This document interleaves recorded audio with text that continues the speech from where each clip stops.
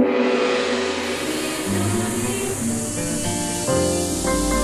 TV Channel 3, Jembatan Pencerahan.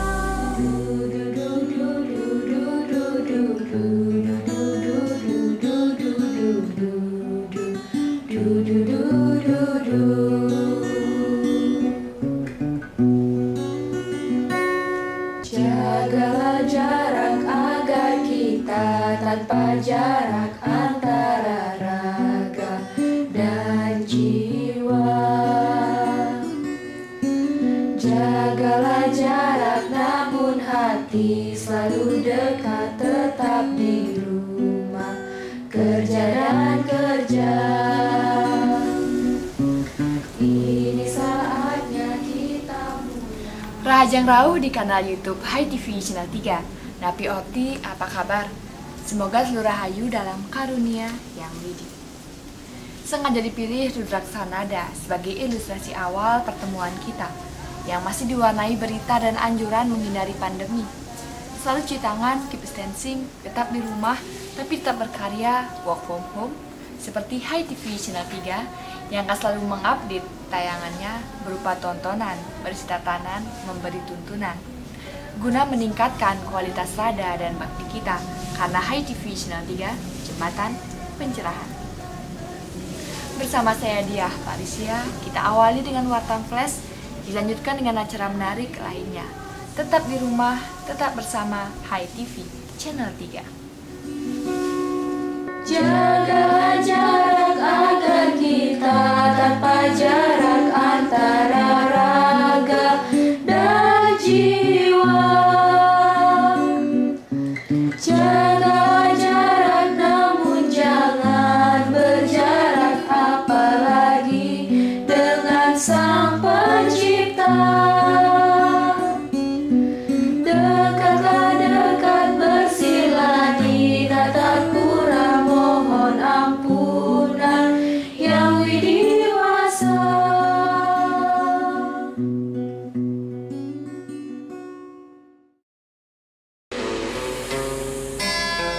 High Schooling, Sekolah Rumah Hindu-Dharma.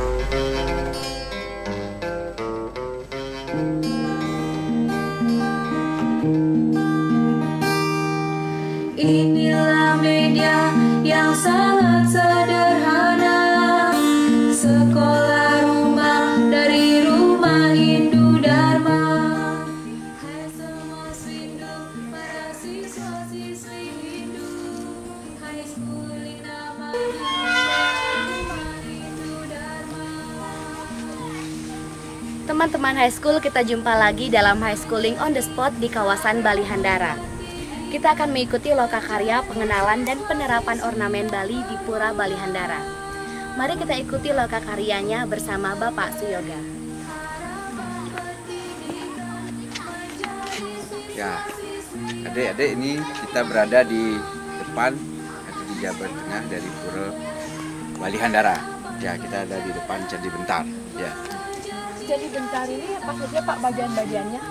ya dia jadi adik-adik di high school. Candi Bentar ini ada 3 bagian ya, ada bagian kaki, badan dan kepalanya. Nah, bagian kakinya, nah ini ada karangasti disebut, bentuknya seperti gajah ya. Di situ mungkin bisa lihat nanti. Kemudian, nah ini mulai di sini, ini ada karang tapelnya. Kemudian diisi sari ya. Ini kemudian di atas juga ada karang tapel. Nah di pojok itu namanya karang gua, yang bentuknya karang burung. Kemudian di atas karang gua ada namanya ikut ledu, kayak ekornya ada jengking ya. Nanti kita mundur sedikit biar bisa lihat yang di atas ya. Nah terus bagian atasnya kan berulang ini, ada 3 karang guanya. Nah paling atas namanya murdok, ujungnya lancip ya. Nah pertanyaan berikut, mengapa ini terbelah?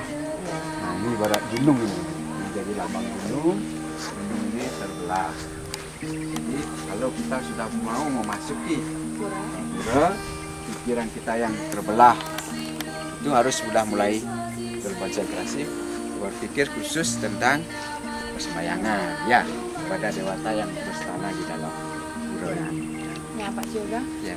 itu kan patung, umbo dan undak-undak. Ya. Nah, kalau bagian detail-detail dari Candi Bentar ini apa, Pak?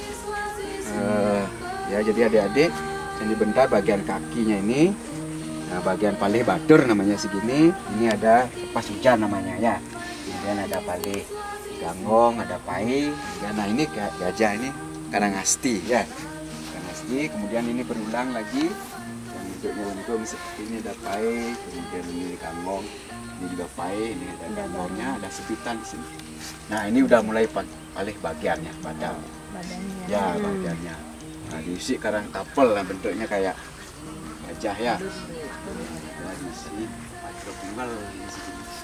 Ini juga karang tapel, bentuknya boleh variasi. Kayak barong. Ini bisa karang tapel yang matanya galak ini boleh ya. Nah, sini sudah ada juga pacu rasa di sini. Nah, demikian ya ke atas berulang ini. Jadi ada pai, ganggong seperti itu berulang. Berulang ada 3 kepalanya ya, baru paling ujung nanti. Itu. Ya jelas adik-adik ya. Demikian teman-teman terapan ornamen Bali, fungsi dan kegunaannya yang telah dijelaskan oleh Pak Suyoga. Semoga bermanfaat dan sampai jumpa di high schooling selanjutnya. Salam damai, Channel 3.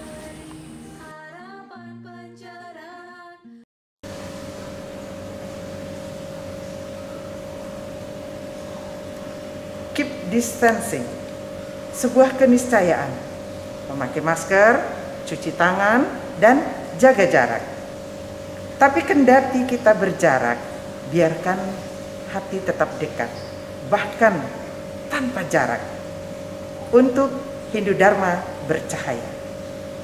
Titiang Putu Putri Swastini Koster untuk HTV Channel 3, Jembatan Pencerahan. Ngopi, ngobrol inspiratif, mengajak Anda melihat peristiwa dari perspektif berbeda, berbagai tokoh inspiratif. Karena secangkir ngopi, menikmati solusi, bukan sekadar narasi. Pemirsa HTV Channel 3, Napi Orti, apa kabar Anda? Dumugi stata becek dalam karunia yang widi. Kita jumpa kembali dalam program Ngopi, Ngobrol Inspiratif spesial bersama Ibu Nyoman Sri Marheni, Kepala Kantor Kementerian Agama Provinsi Bali yang khusus datang menggenapi laporan utama Wartam edisi 66 tentang Jalan Terjal Mahardika Paripurna. Selamat datang Ibu dan juga kami segenap kru Wartam dan HTV Channel 3 mengucapkan selamat atas pelantikan Ibu sebagai Kakanwil Kementerian Agama Provinsi Bali. Dan sekali lagi selamat bertugas Ibu. Memasuki bulan Agustus, kita sudah diwarnai dengan warna-warni merah putih sebagai tanda bahwa hari proklamasi sudah di depan mata. Nah, yang membuat kita berkumpul di sini adalah 2 kata, Mahardika dan Merdeka. Semua itu akan diulas tuntas setelah pesan yang satu ini. Acara ini disponsori oleh Butik Buku Hindu, Altarnya Pustaka Dharma. Masih di Studio Wartam, Napi Orti, Ibu. Ya. Kita langsung saja Ibu mengulas pertanyaan yang pertama. Seperti yang tadi dipaparkan bahwa Hari Kemerdekaan sudah di depan mata. Bagaimana pandangan Ibu dan pemirsa HTV Channel 3 juga pasti ingin tahu sesungguhnya makna tentang merdeka dan mahardika itu Ibu. Merdeka itu kan sebuah kebebasan, ya. Kebebasan, mahardika itu adalah suara. Bagaimana kita menyuarakan satu kebebasan yang hakiki, yang untuk bisa kita lakukan dan perilakukan. Ya. Yang lakukan berarti apa yang di era kemerdekaan ini bisa kita lakukan sebagai generasi penerus bangsa untuk mengenang sejarah perjuangan para pahlawan kita yang terdahulu. Kemudian kalau kita kaitkan dengan Hindu, mahardika, bagaimana ini? Kalau sama juga kemerdekaan ya, kemerdekaan apalagi di dunia ilmu pengetahuan sekarang ya. Orang yang memiliki ilmu pengetahuan adalah orang yang merdeka, adalah sosok orang yang merdeka. Jadi ilmu pengetahuan itu di dalam ajaran agama Hindu itu sangat penting sekali untuk memerdekakan diri. Ya, dengan kita merdeka, jadi orang merdeka adalah orang yang memiliki ilmu yang kreatif, ilmu yang kritis. Ini yang lebih milenial lagi Bu ya. Pandangan kami, merdeka dan mahardika itu esensinya adalah suatu kebebasan seperti yang Ibu katakan. Nah, kalau di majalah Wartam kita selalu mengaitkannya dengan konsep Tripitama Ibu, ada tatwa, susila, dan acara. Lalu bagaimana pandangan Ibu terkait dengan kebebasan dalam hal tatwa? Tatwa itu bagaimana kita bisa memaknai hasil karya kita. Karena tatwa itu kan memberikan satu filsafat untuk memberikan makna dari hasil karya kita. Untuk apa? Untuk mencapai sebuah kebebasan yang hakiki. Nah, kalau kita hubungkan lagi dengan hal kebebasan beretika atau susila dalam kehidupan keagamaan kita, tidak hanya di Bali Bu, tapi di seluruh Indonesia. Itu satu perilaku yang bisa menerima perbedaan. Bahwa negara kita itu kan mengakui adanya perbedaan. Perbedaan itu adalah sebuah keniscayaan yang merupakan kodarti ya. Kodarti yang memang tidak kita yang menginginkan, tidak kita yang menciptakan, tetapi ini adalah sebuah kodrat yang harus kita terima. Jadi sesuatu yang membuat kita itu bisa hidup berdampingan dengan toleransi. Jadi dengan keberagaman ini kita bisa mewujudkan satu kebebasan dengan cara bertoleransi ya. Berarti langsung kita implementasikan etika itu dengan toleransi dan perilaku. Nah, kalau kita lanjutkan Ibu dalam hal kebebasan upacarayatnya atau dalam berritual, bagaimana Ibu pandangannya? Sebenarnya kalau kita membuat upacara itu kan karma ya, wujud karma kita ya. Wujud karma kita itu wujud karya kita. Terus wujud karya itu harus kita lakukan dengan perilaku ya. Jadi apa yang kita buat, kita wujudkan, kita laksanakan, dan kita bisa memaknai itu. Kadang-kadang kan orang bisa membuat upacara, tapi tidak bisa memaknai. Terus sudah tidak bisa memaknai, tidak bisa melakukan itu. Untuk apa ini kita membuat upacara ini? Jadi ya sekedar lewat aja, padahalnya itu adalah sebuah simbol yang sangat bermakna untuk kehidupan kita, untuk mengatur dan menata kehidupan kita. Berarti ini juga berlandaskan konsep ketika kita sudah berpikir, berkata, dan berbuat. Kita langsung action. Nah, sekarang Kanwil Agama juga kita bisa sebut sebagai figur pengayom Ibu bagi semua umat di daerah teritorial, dalam hal ini wilayah Provinsi Bali Ibu. Nah, bagaimana peran, tugas, dan fungsi dalam membina toleransi umat beragama di Bali khususnya? Ya, paling tidak bagaimana kita mampu mengaktualisasikan kearifan lokal Bali. Ya, kearifan lokal Bali yang sudah memang diwariskan oleh leluhur kita. Nah, ini loh yang harus kita lakukan dan laksanakan oleh para generasi berikut. Saatnya kita melakukan kearifan lokal menyambung Bali ini. Disinilah kita bisa wujudkan dalam bentuk perilaku kita untuk mewujudkan rasa toleransi itu. Jadi dengan contoh perilaku kita bisa menerima berayu-berayu kita, saudara-saudara kita, bahwa kita bersaudara. Inilah wujud dari penguatan rasa bersama kita, rasa kekeluargaan kita, kebangsaan kita, bahwa kita itu adalah warga negara yang sama, adalah kita dalam satu wadah adalah NKRI. Terima kasih atas urayanya Ibu. Demikian pemirsa Hai TV Channel 3, ngobrol inspiratif bersama Ibu Nyoman Sri Marheni, Kepala Kantor Kemenak Provinsi Bali, telah hadir bersama kita. Semoga dapat memberikan manfaat dan inspirasi untuk kita bersama. Sampai jumpa dalam tayangan ngopi ngobrol inspiratif berikutnya. Salam damai Channel 3. Mari kita abadikan momen bersama Ibu ya.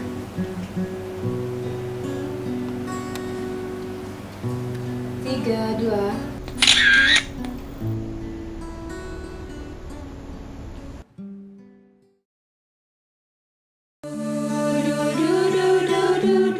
Terima kasih Anda masih bersama Hai TV Channel 3, Jembatan Pencerahan yang didukung oleh Duparani.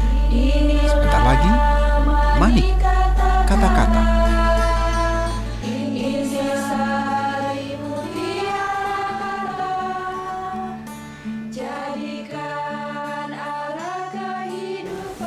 Banyak cara yang dilakukan dalam menyambut selebrasi kemerdekaan Republik Indonesia.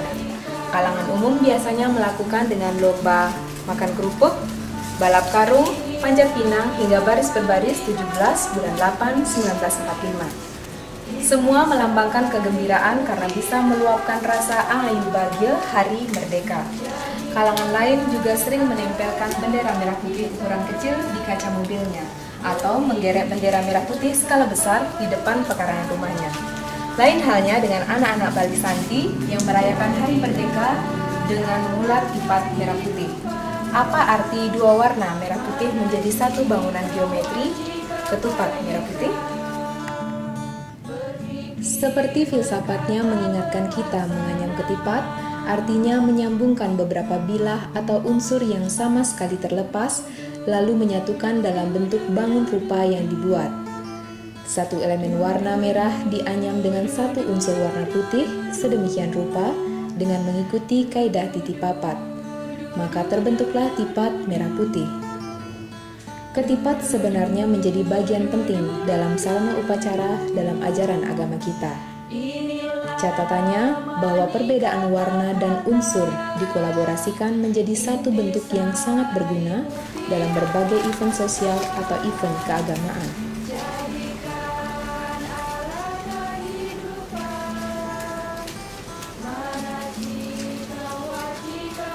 Kebenaran dan kesucian sesungguhnya adalah pralambang merah putih dalam diri kita.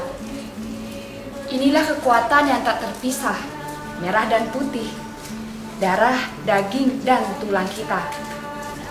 Simbolisasi jiwa raga Indonesia terpatri dalam semboyan Bhinneka Tunggal Ika. Mari menjaga merah putih, mari menjaga Bhinneka Tunggal Ika.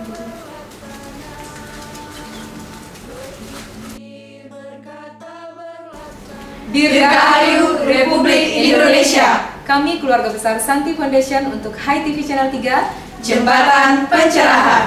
Merdeka!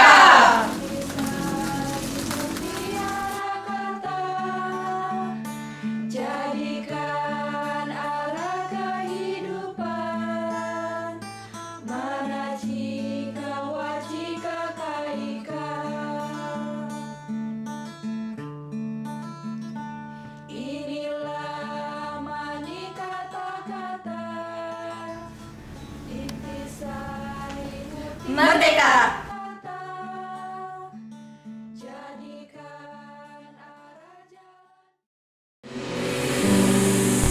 Ngopi, ngobrol inspiratif, mengajak Anda melihat peristiwa dari perspektif berbeda, berbagai tokoh inspiratif. Karena secangkir ngopi, menikmati solusi, bukan sekadar narasi. Pemirsa TV, kita jumpa lagi di Kedai Ngopi Esko, Exploring, Sharing, dan Coaching. Kali ini saya bersama Kak Celana Prawardhana dalam rubrik Kupas Wartam, mengupas tulisan majalah Wartam, edisi 66, Jalan Terjal Mahardika Paripurna. Seperti apa uraiannya? Kita saksikan setelah pesan berikut ini. Acara ini disponsori oleh Butik Buku Hindu, Altarnya Pustaka Dharma. Napi Orti, Kak Chandra. Cip-cip dia. Dalam tulisan Wartam edisi 66, Kak Chandra menulis pendidikan Hindu online dan new normal. Nah, di sini ada 3 elemen penting, pendidikan Hindu, online, dan new normal. Bisa Kak Chandra jabarkan singkat saja? Untuk pendidikan, untuk pendidikan agama Hindu, online dan new normal, pendidikan Hindu tentunya berakar pada pertama 3 pilar utama, yaitu tatwa, susila, dan acara. Tri kerangka dasar agama Hindu kita. Tatwa, susila, dan acara ini merupakan payung atau landasan yang merupakan monumental ya, karena pendidikan itu tujuannya adalah untuk merubah atau memanusiakan manusia demi untuk berubahnya ke arah yang lebih baik, ke arah yang lebih maju, dan juga peradaban manusianya juga lebih berkembang secara teknologi dan juga secara ilmu pengetahuannya. Tentu dilandasi dengan nilai-nilai spirit dalam agama Hindu. Kemudian jika online, kenapa pembelajaran agama Hindu saat ini online? Karena masyarakat dan juga utamanya orang tua dan siswa sekarang mengakses pembelajaran lewat daring dalam jaringan begitu. Karena sesuai dengan protokol kesehatan yang saat ini, yaitu kita sedang di masa new normal begitu, setelah pandemi COVID-19 ini sudah mulai agak berkurang begitu, sehingga PJJ, pembelajaran jarak jauh ini selalu diterapkan secara online di kalangan generasi muda, pelajar, siswa Hindu, mahasiswa, dan juga orang tuanya ikut belajar mengenai peradaban agama Hindu ke depannya. Sebetulnya di dalam ajaran agama Hindu kita secara mitologis sudah sangat jelas sekali saat di dalam cerita Mahabharata, ketika Bambang Ekalawiya belajar memanah itu hanya dengan lewat patung Drona, karena kala itu Drona merupakan guru dari Panca Pandawa, tidak menerima keberadaan Bambang Ekalawiya karena golongannya yang berbeda. Patung yang dibuat oleh Bambang Ekalawiya, yaitu Maharsi Drona, itu merupakan salah satu media pembelajaran saat itu oleh Bambang Ekalawiya, sehingga Bambang Ekalawiya menjadi orang yang mampu dalam memanah, menjadi pemanah ulung layaknya seperti Arjuna.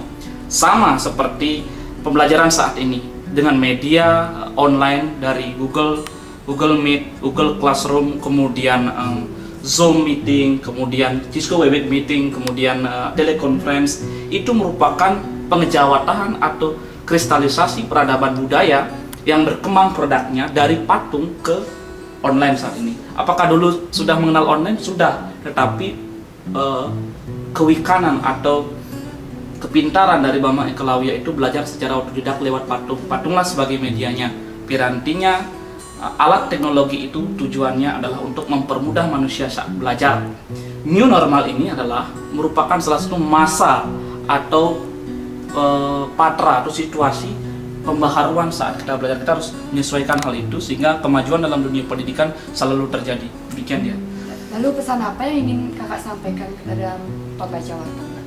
Bahwa pendidikan jarak jauh ini selalu diterapkan demi gunanya pertama untuk selalu menjaga kesehatan kaum pelajar, kaum pendidik, kaum masyarakat, dan yang kedua adalah selalu mengasah mental dalam dunia pendidikan agama Hindu, teknologi, dan juga selalu bisa berperan aktif dalam menerapkan metode Hyutagogi, yaitu salah satu metode yang bisa diterapkan saat ini di mana siswa belajar secara mandiri. Contohnya adalah belajar membantu orang tuanya di rumah, membantu saiban, puja trisandia yang mendasar. Ini paling penting dan ini paling pokok perlu diterapkan, karena puja trisandia itu penting bagi kalangan siswa Hindu saat ini.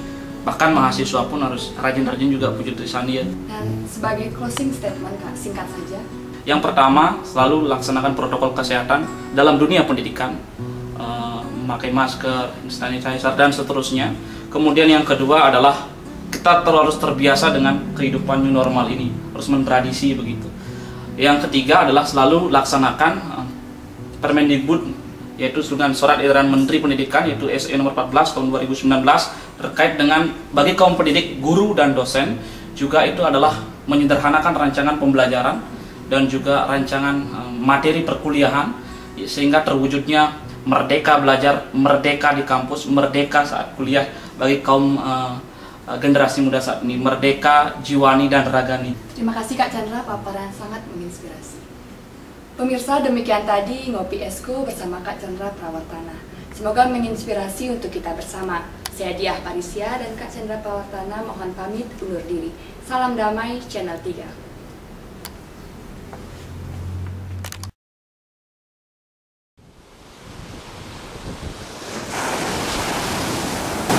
Dari bibir ombak Dreamland, saya Widi Puspitarani, inilah Sundari Nada, makna di balik nada, untuk HiTV Channel 3, Jembatan Pencerahan.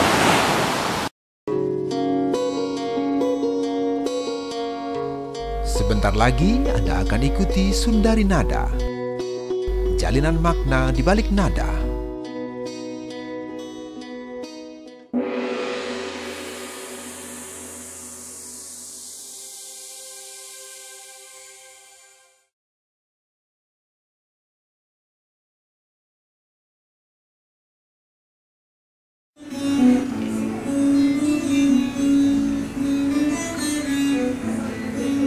Siapa yang menanam akan memetiknya, yang berbuat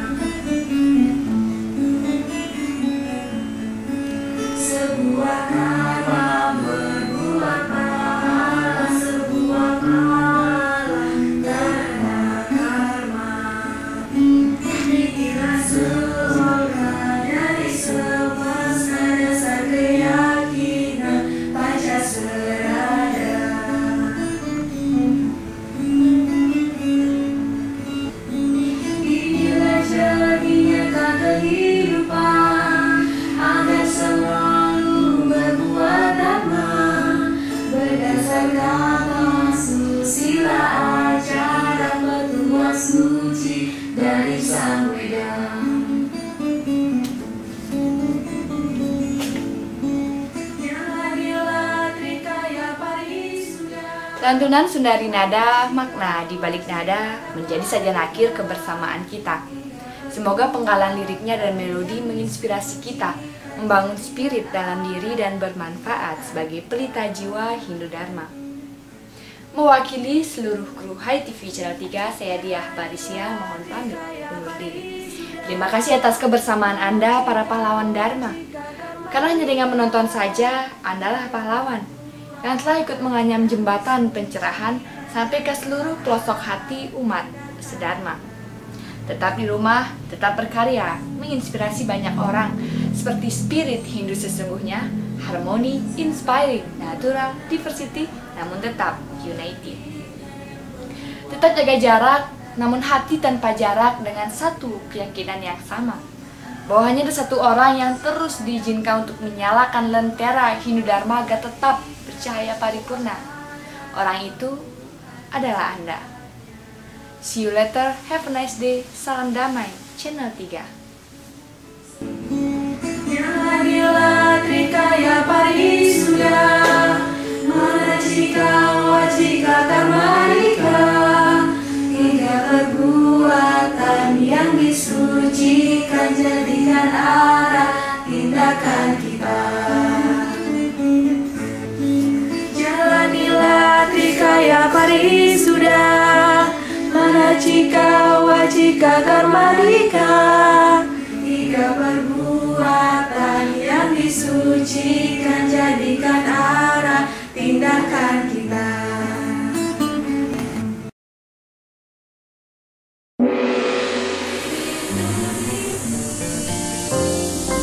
Hai TV Channel 3, Jembatan Pencerahan.